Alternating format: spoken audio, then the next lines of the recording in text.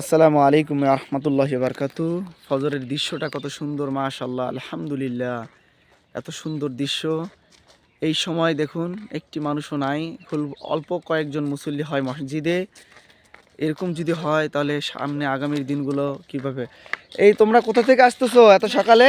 দেখেন ছোট ছোট বাচ্চারা, মাশাআল্লাহ মাশাআল্লাহ। এই ঠান্ডা কনকনে শীতে এত ঠান্ডা, এই ঠান্ডার মধ্যে তোমরা নামাজে গিয়েছি, আলহামদুলিল্লাহ, মাশাআল্লাহ মাশাআল্লাহ। তোমরা যে নামাজে গেছো কার ভয়ে গেছো? আল্লাহর ভয়ে গেছো, মাশাআল্লাহ মাশাআল্লাহ। কোন মসজিদে গেছো? ওই যে ওটাতে? যাক আলহামদুলিল্লাহ। তোমরা নামাজে গেছো এই তিনজন, আরো কেউ যায় নাই নামাজে? না, আচ্ছা ঠিক আছে। তাহলে তোমরা এই তোমার আব্বু আম্মু সবাই নামাজ কালাম পড়ে তো? না, বাসায় শুরি আমার আব্বু। ঘুমাই রইছে, মানে তারা নামাজ পড়ে না? তোমার আব্বু? আমার আব্বু বিশেষ ছুটি আছে, ছুটি থাকে, নামাজ পড়ে না? তোমার? আমার আব্বু ছুটি থেকে নামাজ পড়ে না।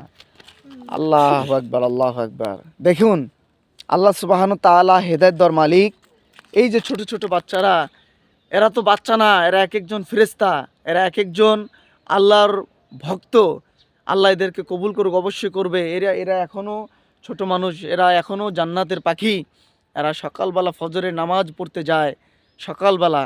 আর যারা প্রাপ্ত বয়স্ক লোকরা যারা আছে তারা নামাজ কালাম পড়ে না, ঘুমায় রয়েছে কম্বল মুড়ি দিয়ে, আরাম আর আরাম, শান্তির আয়েশের জন্য। শান্তি তো ওখানে নাই, শান্তি যেখানে ছিল সেখান থেকে তারা বঞ্চিত হওয়ার কারণে এই যে ছোট ছোট বাচ্চারা তারা নামাজ থেকে আসলো, তাদের রিজিক মসজিদ থেকে নিয়ে আসলো।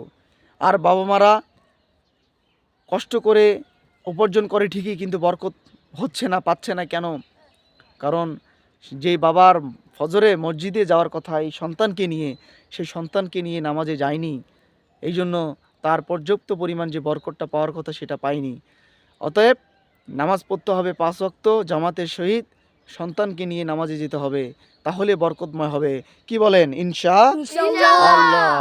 সকলকে নামাজের দাওয়াত দাও, পড়বেন, বলো সবাইকে। তোমরা তো নামাজে গেছো, এখন সবাইকে নামাজের দাওয়াত দাও।